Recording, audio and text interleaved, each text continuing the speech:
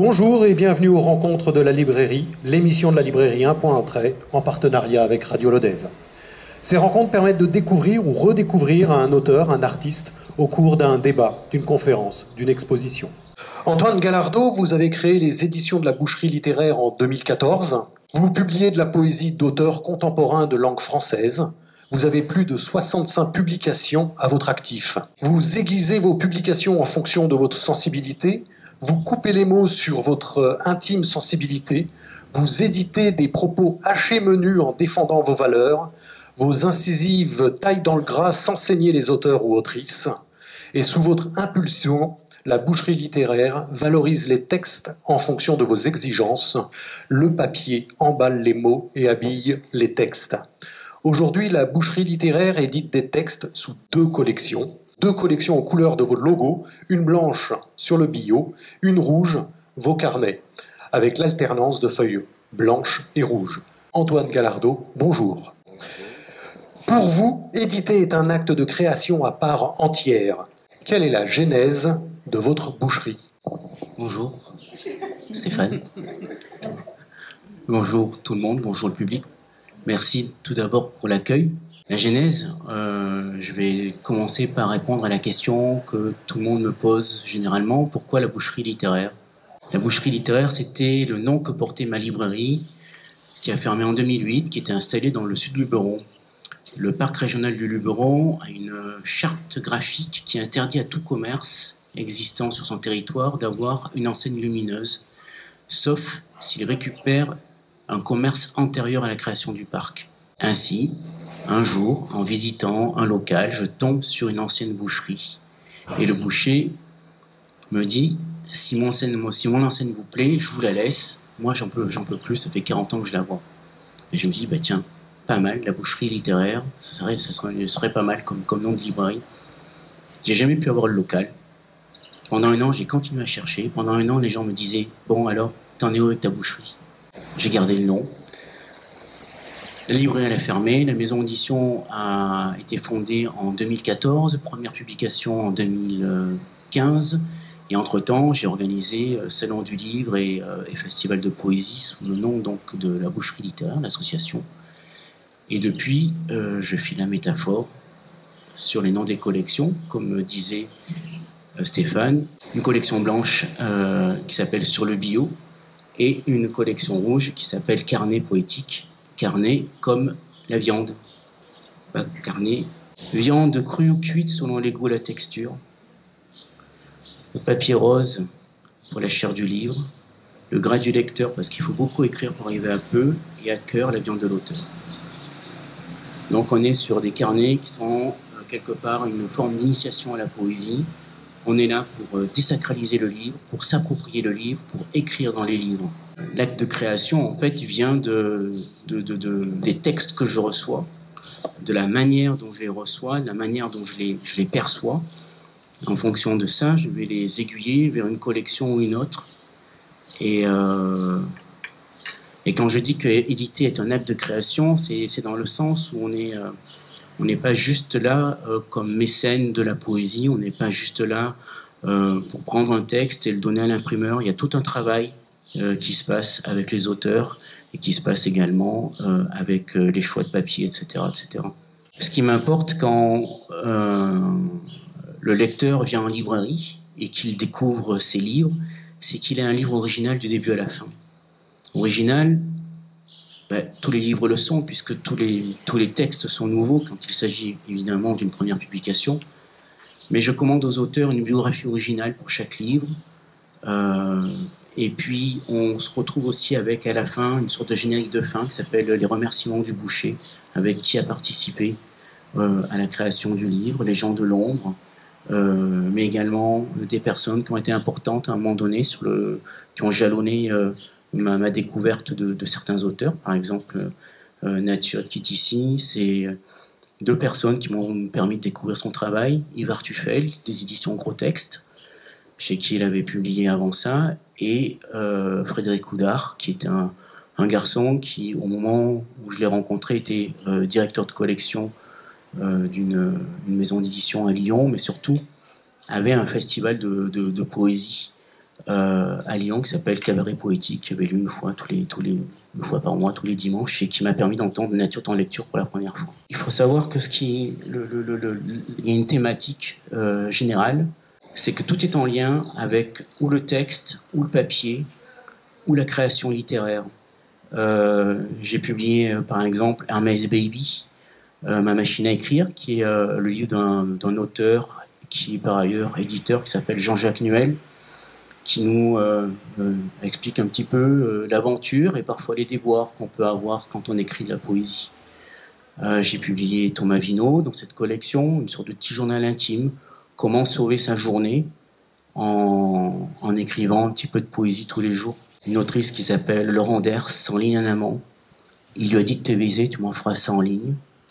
Vous découvrirez dans le livre ce qu'elle lui a répondu. Et là, je vais vous lire quelques extraits d'un texte qui s'appelle Made in Woman, qui est un texte que j'apprécie d'une autrice qui s'appelle Hélène Dassabré, qui vit dans le sud-est, qui est en fait un ensemble de textes féministes. Et cette collection me permet aussi pas mal de liberté. Elle m'avait fait des propositions de pétitions qui n'allaient pas dans le texte sur les pages rouges, et donc que j'ai disséminé au petit bonheur pour les lecteurs. Il y a d'autres livres plus récents où vous allez retrouver toutes les pages blanches imprimées, et vous allez pouvoir vous les rapproprier en faisant des caviardages. Voilà, il y a différentes manières en fait de se rapproprier le livre. Proposition. Imposer sur tous les humains cette étiquette. Made in Woman. Juste pour s'en souvenir. Lorsqu'il s'échappe sans réfléchir de toi, de moi, d'un autre, un geste, un mot, une habitude qui dit sans dire mais qu'elle porte souvent sans le savoir, l'idée qu'une femme est un être moins important qu'un autre. Hashtag, on a un problème. Le pouvoir des mots. Ne jamais trouver dans les dictionnaires un synonyme masculin de bêtise. Dans le sens manque d'intelligence. Tous sont féminins. Hashtag MeToo. C'est mondial. On soulève les tapis, on nettoie ce qui était caché dessous. Faut croire qu'il revient toujours aux femmes de faire le ménage. J'étais brillante, mais je ne l'ai jamais su. Tout le monde m'a toujours dit que j'étais belle. Cette salope de Cendrillon, ces bâtards de Frangin Grimm, cet idiot de Perrault, ce mytho de La Fontaine, cette morue de comtesse. Quand elles sont grandes, les petites filles descendent de haut, reviennent de loin. Quand elles sont grandes, les petites filles modèlent d'autres vérités. La poésie, personne n'en lit. Si l'on veut ramener la poésie au grand public, si l'on veut que les gens normaux lisent de la poésie, on devrait vendre la poésie au même prix que les grands parfums, et avec le même marketing, et la même simulation érotique. Pourquoi ? Parce que vous savez que tout est une question d'image, et qu'un produit cher est fascinant, même s'il est nul, et se vend bien, même s'il est nul. Le nul se vend bien si le marketing n'est pas nul. La poésie ne fait pas triper les foules, ne fait triper que dans un cercle restreint. À la limite, Baudelaire peut encore faire triper n'importe qui, toute classe socioculturelle confondue. Vieux et jeunes, étudiants et traders, faillots de service, chômeurs et huissiers, casaniers et footballeurs, modernes et pressés, lecteurs ou phobiques. Il n'a jamais fait autant triper durant sa vie. J'aimerais savoir s'il serait millionnaire aujourd'hui. Le nombre de ventes des Fleurs du Mal et le nombre de zéros sur le chèque qu'il ne pourra jamais toucher. On devrait tout reverser aux poètes d'aujourd'hui pour soulager un peu Pôle emploi et la fonction publique. Est-ce que ce serait assez pour vivre, pour bannir le rouge des fins de mois, pour ne pas retourner vivre chez sa mère? Je ne sais pas. Mais si on pouvait prendre exemple sur le parfum, se mettre de la poésie sur le corps, de la poésie dans le cou, de la poésie dans les phéromones, de la poésie pour plaire, pour capter, pour fasciner, si on pouvait afficher la poésie sur des panneaux de 4 mètres par 3, avec des seuils de nudité calculés, si on faisait ça pendant 6 mois dans tous les métros, dans toutes les rues, si on martelait le message jusqu'à ce qu'il n'y a plus de message et qu'il ne reste plus que le messager hypnotique, si on s'autorisait des passages à la télé-réalité, si on payait une star pour qu'elle fasse semblant de lire de la poésie, et si elle disait qu'elle la lit vraiment, sans sauter de page, même pas en diagonale, elle dit ça, les yeux dans les yeux du public en haleine. Si on pouvait payer 90 € un recueil de poèmes, avec une couverture hyper brillante, si on faisait ça dans toutes les librairies suicidaires, alors le poète retrouverait une sexualité de masse, sans passer par la mort, au lieu de vivoter dans des sectes, au lieu que les poètes soient lus par des poètes, au lieu que je ne sois pas au courant de l'édition d'un chef-d'œuvre quelque part en France, et que certains meurent un peu poussés, avant que je n'ai pris connaissance de leur existence. Certains à qui j'aurais voulu payer une bière, comme Jean-Luc Le Ténia, qui ne se vendra pas à 90 €, qui ne créera pas de mouvement de foule pour se le procurer. Enfin, c'est peut-être mieux comme ça. C'est peut-être mieux d'être discret, de mettre le silencieux sur les lèvres, d'avoir un jeu de piste. On n'a pas tous envie de claquer 90 €. On ne se mettra pas Jean-Luc Le Ténia sur le corps, ni dans le cou, ni dans les oreilles. La poésie a des règles sous la peau, des règles virales, différentes.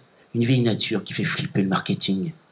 La poésie ne sera pas affichée en dehors de son temps réglementaire et bénévole. La poésie est lue par des poètes. La poésie, personne n'en lit. La poésie, c'est le contraire et la nuit du contraire. La poésie, on va la chercher, mais elle peut venir aussi toute seule. La poésie, on ne sait pas si c'est de la poésie vraie ou de la poésie fausse. La poésie, c'est une botte de foin dans un champ d'aiguilles. La poésie n'est pas un parfum à 90 €. La poésie n'aime pas le marketing. La poésie peut pisser sur Baudelaire, mais il est verni. La poésie ne rend pas normal. La poésie, c'est une mezzanine. C'est aussi une position sexuelle rare, une maladie rare, une santé rare, un virus lent dans un programme, une transmission en privé, en ultra privé. Il n'y aura pas de millionnaire, on ne s'en dira pas toujours bon, et l'image sera pixelisée, et le son sans autotune. Mais celui qui n'est pas encore touché, qui statistiquement n'a aucune raison de l'être, son état peut changer. Celui de se rendre quelque part, il cherche déjà où il se trouve, où commence son corps, où finissent les mots. Quand il est lit, il peut tomber dessus sans tomber malade, sans devenir poète, sans que personne ne le sache, sauf s'il est sociable.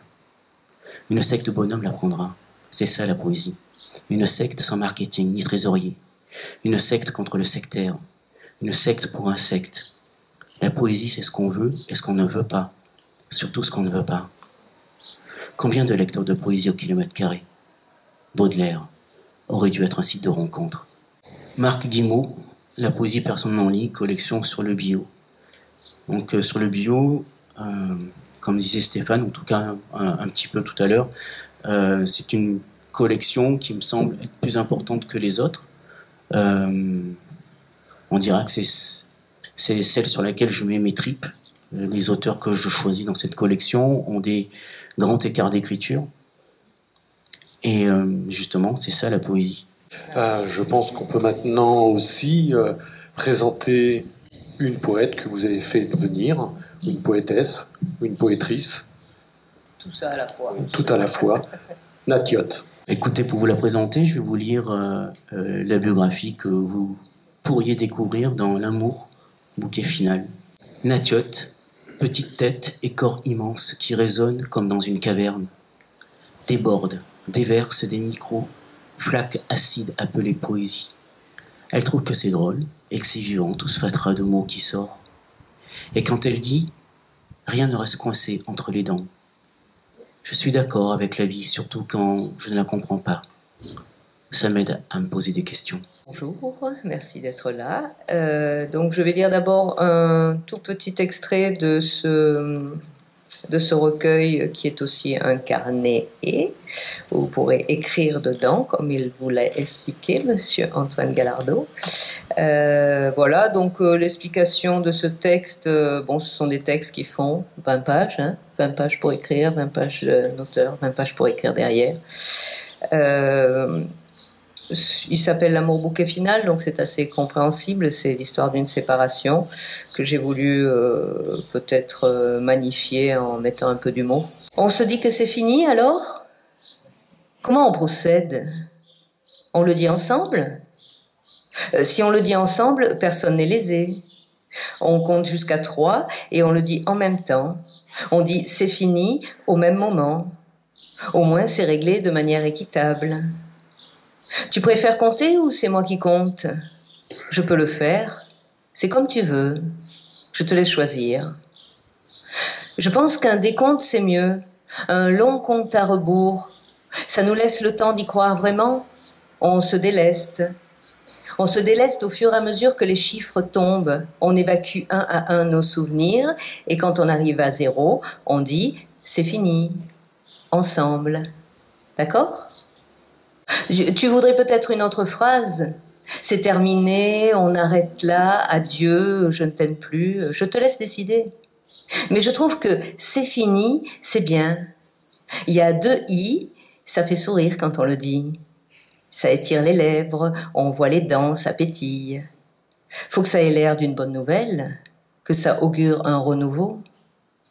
Alors, je propose un décompte de 10 sur un tempo relativement lent.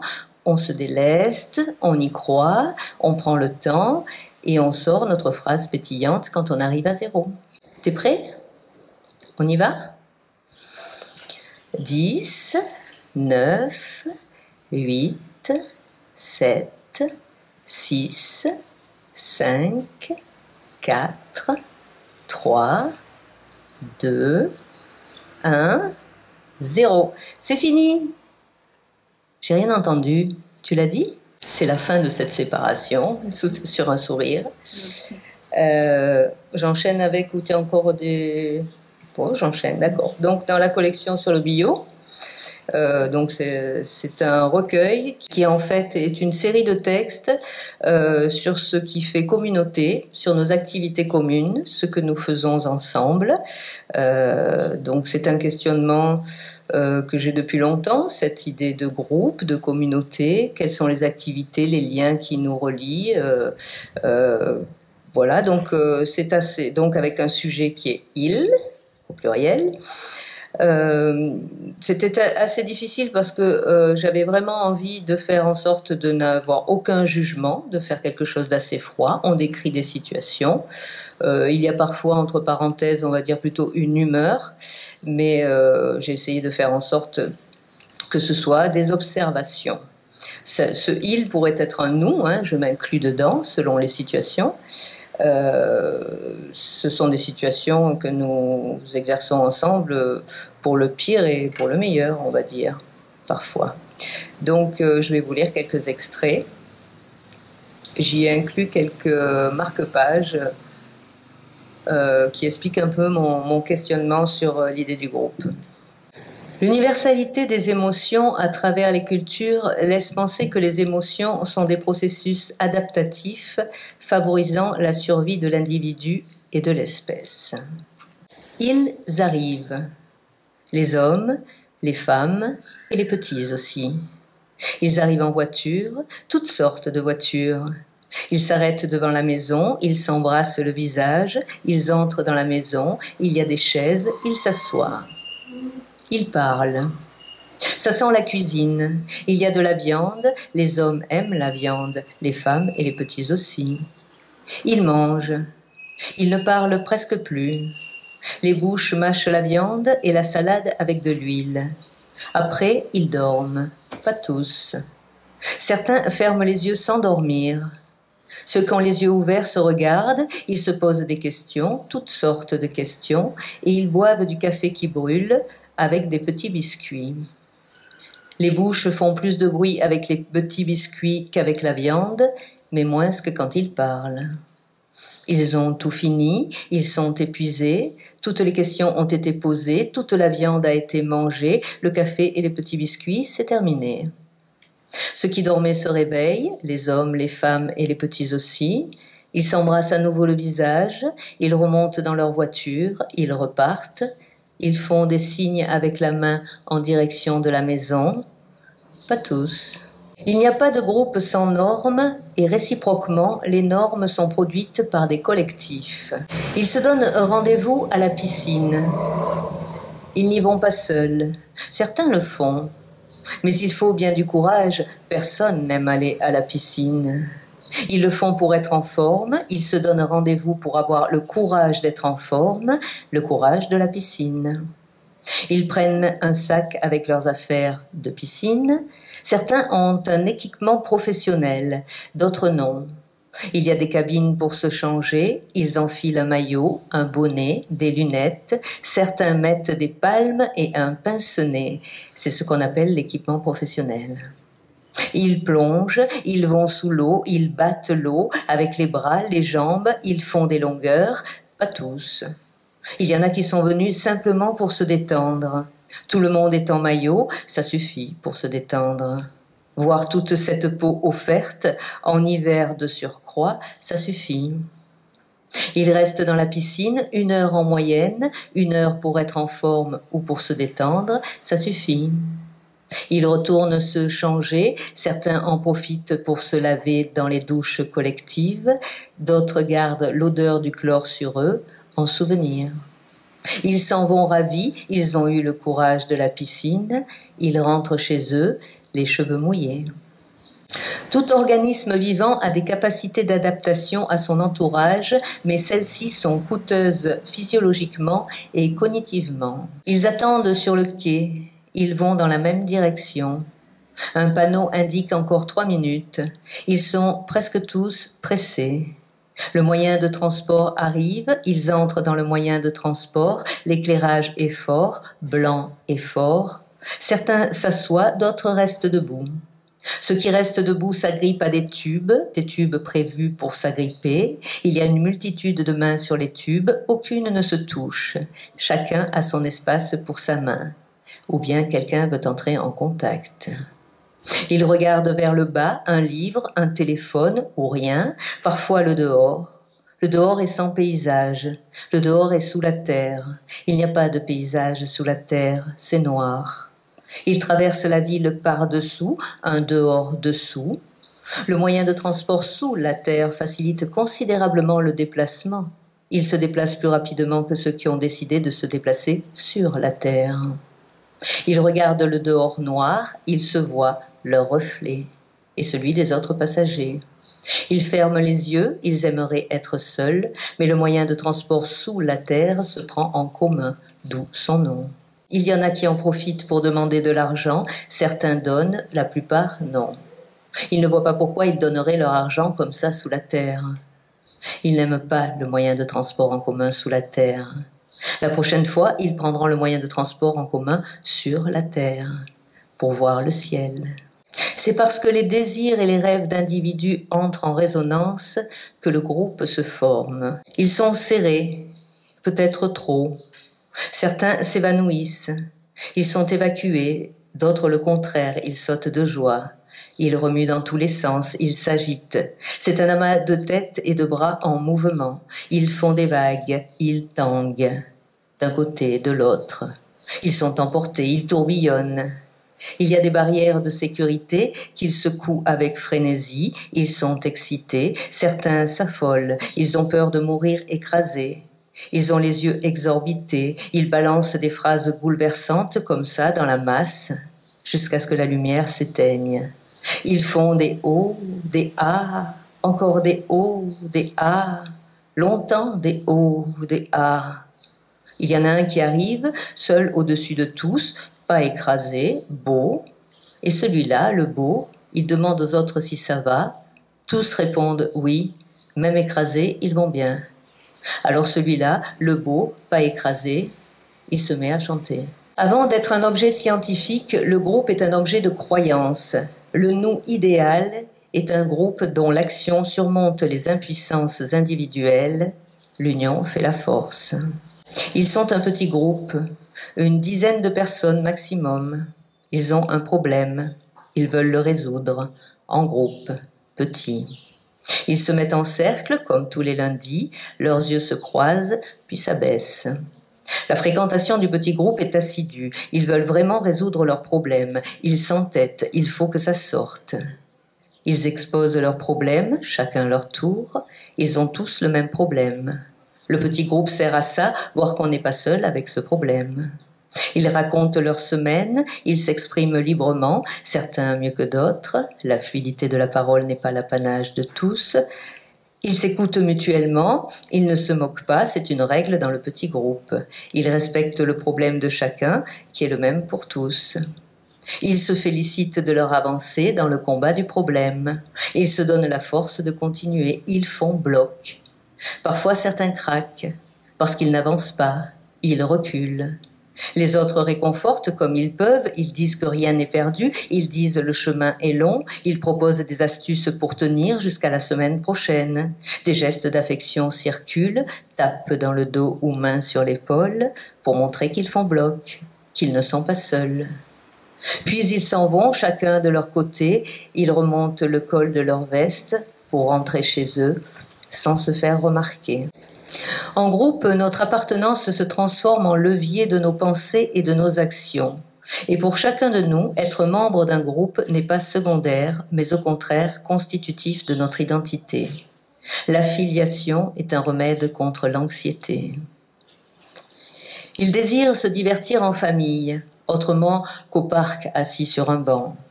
Il cherche sur l'ordinateur, il y a un choix gigantesque, il se décide pour les animaux. Les enfants aiment les animaux, les parents aussi. Ils payent à l'entrée, c'est un divertissement payant, les animaux. Il y a de grands enclos et des cages qui sont des cages. Ils rigolent devant les singes, ils cherchent les loups, ils montrent du doigt les girafes et les zèbres de la savane. Ils boivent un coca avec une paille, ça leur coupe les jambes. L'enfant ne veut plus marcher, il s'en fout des éléphants d'Afrique. Les parents disent « Ah bon ?»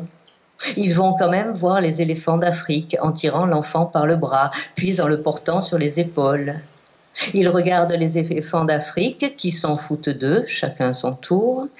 Ils sont un peu déçus. L'enfant l'avait dit, l'enfant prend une gifle, l'enfant hurle, ça réveille un troupeau de buffles. C'est quoi ce bordel ? La visite des animaux continue. Maintenant, ils se forcent tous, les parents et leurs enfants. Ils traînent des pieds, ils ne s'émerveillent plus, ils passent devant les enclos, les cages sans s'arrêter, ils ne cherchent pas la panthère derrière le buisson, ils ne cherchent pas la loutre au fond de l'eau. Les animaux, ça ira pour aujourd'hui. La sortie n'est plus loin. Ils finissent le divertissement par le magasin de souvenirs. Il y a des panthères en plastique et des loutres en peluche. Ils achètent un magnet, c'est le souvenir le moins cher. Le groupe a une réalité propre, non réductible à la somme des individus qui le composent. Il forme un système d'interdépendance. C'est dans l'interdépendance de ses membres qu'un groupe se forge. Ils se lèvent tôt, 5 heures du matin. Ils s'habillent en vert, ils prennent des fusils, tout l'attirail, et les chiens aussi. Ils ont hâte. La journée s'annonce belle, ils ne pensent à rien, ils se réjouissent, c'est tout.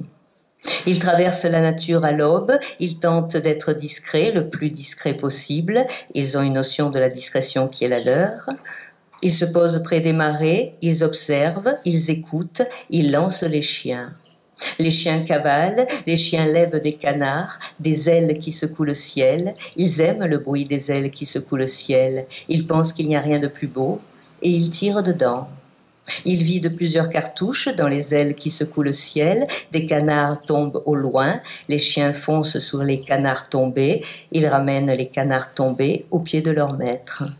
Les maîtres félicitent les chiens, c'est bien le chien, avec des caresses fortes. Ils mettent le gibier dans leur besace, ils boivent un coup de rouge avec du saucisson et ils repartent. L'opération se répète plusieurs fois d'affilée. Ils font des kilomètres en vidant des cartouches dans les ailes qui secouent le ciel. La journée est belle, ils ne pensent à rien. Juste avant de reprendre encore un peu de lecture, fini. Pour juste une petite question, en fait, on a lu 2 types de textes différents qui sont dans les 2 collections différentes de la boucherie littéraire, Carnet poétique ou Sur le bio. Comment se fait la sélection dans un ouvrage, enfin dans une collection ou dans une autre? Est-ce qu'il y a une écriture différente, puisqu'on l'a entendu? Comment vous pouvez nous expliquer en fait la différence entre une publication dans le carnet poétique avec L'amour bouquet final, où on sent que c'est un texte unique quasiment sur l'ensemble, et Il, dans la collection Le Bio. Comment ça se travaille ça en amont? Alors comment ça se travaille? Ce sont des propositions aussi qu'on se fait. Enfin, on va dire que pour L'amour au bouquet final, c'était plutôt une demande d'un texte de 20 pages. Donc j'avais écrit déjà un petit peu sur cette séparation que j'avais vécue. J'y ai donc rajouté des choses en me disant, bon voilà, beaucoup d'humour, essayer... Bon, il y a beaucoup de relief, hein, ça ondule dedans avec des choses plus graves, des choses plus humoristiques. Et donc voilà, j'ai réuni un peu plusieurs pensées, ce sur quoi j'étais. Quand il m'a demandé, je dis, ben voilà, je suis sur ça, sur ma séparation, donc si ça t'intéresse, voilà, donc on a concocté, enfin j'ai d'abord envoyé un premier 20 pages, hein, c'était un peu la commande est un peu là, dans la restriction du nombre de signes, et puis après voilà, on a travaillé ensemble, voilà, enlever, remettre, voilà, c'était ça. Et Il, c'est complètement différent, en fait, c'est un travail que j'avais entamé, Donc c'est bon voilà, il y a un concept dedans au niveau de la forme en tout cas, hein, de ce il répétitif, de cette envie de parler de nos situations communes, et il y avait allez, une cinquantaine de textes on va dire, il y en a 33 dedans, donc là pareil, on a vu ce qu'on gardait, ce qui était peut-être répétitif, qui parlait peut-être un peu des mêmes sujets, même si c'est à chaque fois une situation différente, mais essayer d'avoir un panel un peu de situations. Et puis il y a des textes, quand on écrit, il y a des textes plus faibles aussi, hein, de toute façon. Donc de même, on se dit celui-là, bon non, peut-être pas, on l'intègre pas. Et après il y a eu le gros travail de les arranger, parce que j'ai pas écrit. En fait, il y a un vrai, on peut piocher dedans au hasard ces situations, mais la mise en page comment on dit une progression, la progression, voilà exactement, la progression est assez voilà, personnelle, et elle raconte quelque chose quand même, parce que voilà, ça vient de situations des plus communes, on va dire, jusqu'à des situations, voilà, là, par exemple, j'ai eu la chasse, bon, il y a des chasseuses, tout ça, mais il y a aussi un épilogue à la fin, mais ça on en parlera peut-être après, sur l'idée du défaut de langue par rapport au pronom masculin pluriel, savoir s'il y a des L dans ces îles. Et justement, la réflexion sur la contrainte d'écriture, là, sur l'amour bouquet final, un petit peu la commande de la boucherie littéraire, comment ça se gère, en fait, cette contrainte d'écriture à limiter un certain nombre de pages, de signes?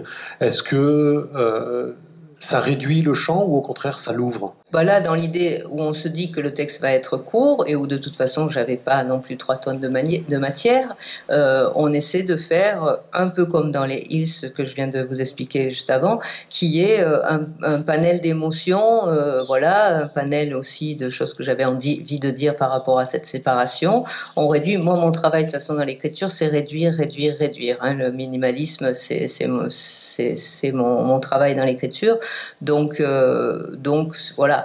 Quand on dit je suis contrainte, pour moi c'est plutôt bien en fait de travailler dans cette chose de précision, de concision, et quelque chose qui propose voilà, les émotions de manière voilà, assez précise et concise et minimaliste. Ouais. Et par rapport à ce projet de carnet poétique, où il y a justement des pages blanches en amont, parfois sur d'autres ouvrages, des mots qui viennent se glisser, mais est-ce que lorsque vous avez écrit ou travaillé sur ce texte L'amour au bouquet final, vous avez imaginé la place laissée au lecteur pour pouvoir éventuellement lui l'écrire et donc devenir aussi venir compléter l'ouvrage? Oui, tout d'abord j'ai trouvé, alors je ne sais pas le combienième j'étais, ça faisait pas si longtemps non plus qu'il y avait eu énormément de... C'est marqué dedans, tu peux le voir.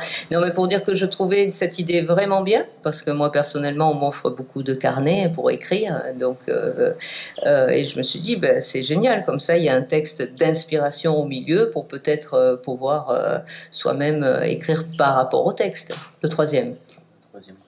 Voilà. Donc l'idée me plaisait bien, et puis bon, du coup ce texte sur une séparation, je veux dire, c'est assez universel, donc je me suis dit des gens pour après sur l'amour en général, mais après on peut faire des listes de courses aussi dedans, hein, si on veut, ou des listes d'amants, ou des listes, enfin voilà, c'est faire une performance autour de... Mais c'est vrai que voilà, ce texte qui peut inspirer, donc il y a toutes sortes de textes dans cette collection. Voilà, le lecteur peut choisir sa poésie, celle qui l'attire le plus. Ils sont assez différents. Et donc, voilà, la place, non, j'étais contente de faire un livre où il y a de la place pour le lecteur. Parce que quand j'écris, je laisse beaucoup de place aussi pour le lecteur pour imaginer. C'est un peu la base de la poésie, hein, avoir un sens très ouvert. Et donc là, voilà, ils peuvent eux-mêmes écrire voilà, ce qu'ils ont ressenti en lisant ça, ou toute autre chose. Alors justement, dans la collection sur le bio, là en revanche, les textes laissent peu de place à l'écriture pour le lecteur, mais toujours pour l'imagination, le principe même de la poésie. Vous parliez tout à l'heure, vous évoquiez l'humour dans vos textes. Quelle est sa place justement dans vos écrits? Alors, comment dire? On va dire que j'essaye, en fait, je ne sais pas si j'essaye d'être au plus proche, en fait, de moi-même quand j'écris. Et comme j'ai beaucoup d'humour, n'est-ce pas? Non, je veux dire, c'est pas quelque chose que j'essaie d'intégrer. C'est-à-dire que quand je sens une phrase qui va un peu faire sourire, peut-être parce que la phrase d'avant était un peu plus sombre et qu'il faut l'éclairer, voilà, je me laisse la place de pouvoir avoir une note d'humour, mais j'essaie surtout d'écrire avec ce que je suis et donc voilà, c'est pas fabriqué l'humour que je mets dedans, c'est moi qui sur une certaine réflexion peut effectivement avoir un petit sourire après avec une autre phrase derrière, voilà. Mais c'est vraiment quelque chose d'intrinsèque.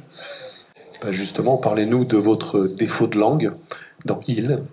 Alors le défaut de langue, donc c'est en fait j'avais commencé à écrire ces textes, j'avais pratiquement tout écrit et je ne m'étais pas posé cette question. C'est une amie à moi très féministe qui m'a dit mais est-ce qu'il y a des L dans ces Il et bon, comme en anglais, on a I et she et on a they pour le pluriel, qui est un pronom neutre, pardon. En français, on a il et elle, et puis après, on a de nouveau il, donc qui est quand même reprise le masculin, mais qui normalement représente les hommes et les femmes, évidemment. Et c'est le même problème quand on dit les hommes. Quand on veut parler des humains, en fait. Donc voilà, je me suis posé la question, en fait, de relire tous ces textes en essayant de voir s'il y avait des femmes dedans. Et c'est très facile quand il s'agit du supermarché, du repas de famille, de tas de situations, la randonnée, la réunion, enfin ça va très loin. Puis après, effectivement, la chasse, le viol, que je vais peut-être vous lire après, sont des situations où on imagine un petit peu moins des femmes dedans. Et il en est de même pour quand je dis il pour des couples. C'est masculin pluriel, sauf qu'on voit plutôt une femme, un homme que deux hommes. Alors que il devrait peut-être éventuellement inclure aussi des couples homosexuels. Donc voilà, j'ai tourné autour. Il y a un petit épilogue à la fin qui était beaucoup plus long, qu'on a réduit parce que je voulais pas en fait en faire quelque chose de féministe du tout, parce que finalement la réflexion c'est que c'est finalement nous qui mettons à l'intérieur de ces situations des hommes ou des femmes.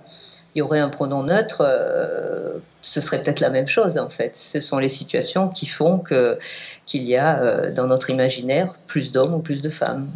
Alors, juste pour finir justement sur ce travail de collaboration entre l'éditeur et la poétesse, Nathiot, quel a été votre champ d'intervention justement à la réception des textes de Nathiot, Antoine Gallardo, justement quand a été ce travail entre vous? Pour l'amour bouquet final, comme elle expliquait, ça a été des échanges en fait. On a une sorte de ping-pong sur ce qu'il y avait d'un peu plus faible, d'un peu moins faible, sur le relief ou les reliefs qu'on voulait mettre. Enfin voilà, les choses sur lesquelles on voulait plus ou moins appuyer. Dans IMS, en fait, il y a eu plusieurs propositions. Une première proposition qui est celle-ci. Tu as fait une tentative ensuite de tout mettre en forme de prose. Puis tu es revenu dessus, enfin voilà, il y a eu tout un cheminement aussi d'écriture. Oui, le travail, bon alors après dans l'écriture elle-même, on travaille sur le moindre mot, l'adjectif, etc. Je dis je voudrais encore changer ça, lui me dit oui quand tu dis cette phrase-là, peut-être que c'est redondant, ou des petites choses comme ça dans l'écriture. Et après, comme je l'expliquais, le travail a été vraiment toi tu m'avais proposé des saisons, parce qu'il sentait que dans ces textes il y avait peut-être des saisons, par exemple, donc on a essayé, après on a fait des semaines, lundi, mardi, enfin c'était compliqué, puis d'un coup m'est venue cette idée du meilleur au pire, quelque part. Quelque chose très universel au début, le repas de famille qui est le premier, un repas de famille, tout le monde a fait des repas de famille. Et puis, et ça finit d'ailleurs par par quelque chose où tout le monde aussi vit cette situation.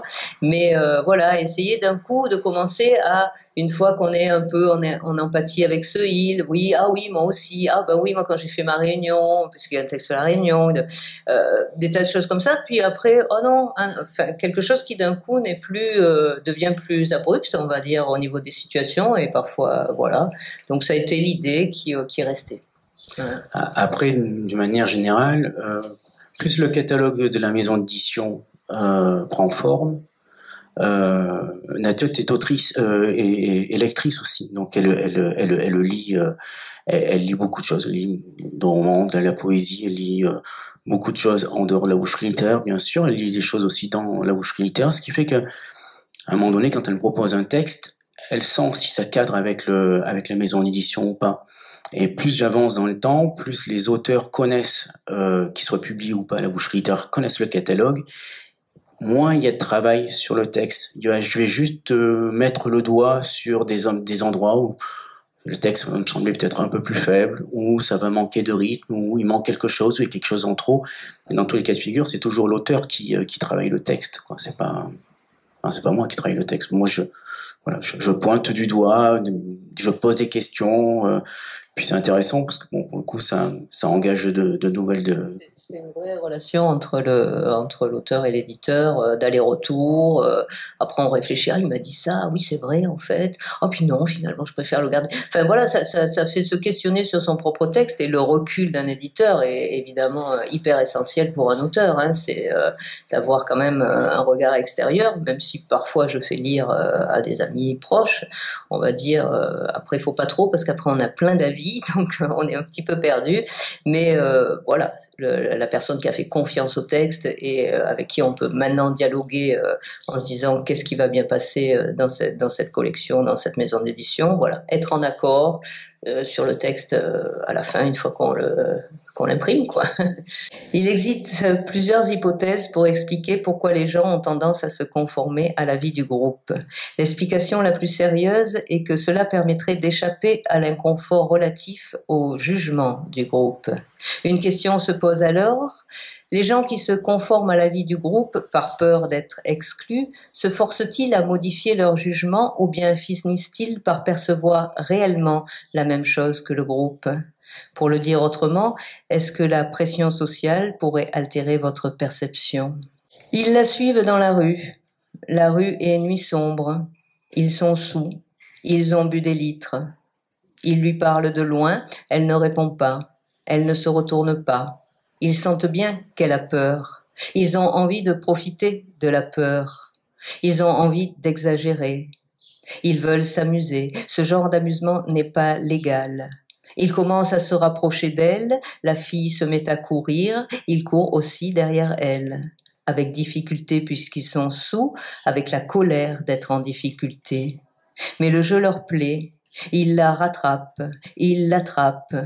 La fille est contre le mur, ils ont les veines qui sortent des bras, ça commence à crier fort des deux côtés. Ils descendent leurs pantalons, ils déchirent tout de la fille, chacun à son tour. La fille ne fait que pleurer, elle ne veut pas mourir, elle s'en fout du reste. Là maintenant, là, ce qui compte, c'est de vivre. Ils finissent leur jeu illégal, ils disent des grossièretés, style insultes salaces. Ils repartent dans la rue, elle n'a pas vu leur visage, la rue est nuit sombre. Antoine Gallardo, merci pour vos réponses. Nathalie Yot, merci pour vos réponses aussi et surtout vos lectures. Merci. Je rappelle que vous avez publié de nombreux ouvrages sous votre nom aussi, Nathalie Yot. On a eu l'occasion d'entendre vos présentations à la médiathèque de l'Odève, le livre Tribu et aussi Janis Joplin. Avant de conclure, quels sont vos prochains projets ? Est-ce que vous avez d'autres ouvrages sous le coude ? Tribu, mon roman édité à la Contralée, était mon deuxième roman, donc je suis en train d'écrire un troisième roman sur la famille, si vous voulez savoir, sur la non-communication dans une famille.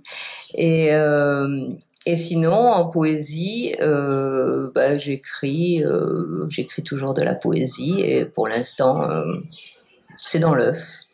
on va dire, quelque chose comme ça. Ouais. Merci pour vos réponses. Merci aussi à Radio Lodève pour la diffusion de cette rencontre et tout particulièrement à Anne pour la technique. Merci à Nathan pour le montage de la vidéo de la rencontre et de sa prochaine mise en ligne sur le site de la librairie. Vous pouvez aussi retrouver cette rencontre et ainsi que les précédentes sur le site de la librairie, je rappelle www.1.trait.fr. Merci et à bientôt.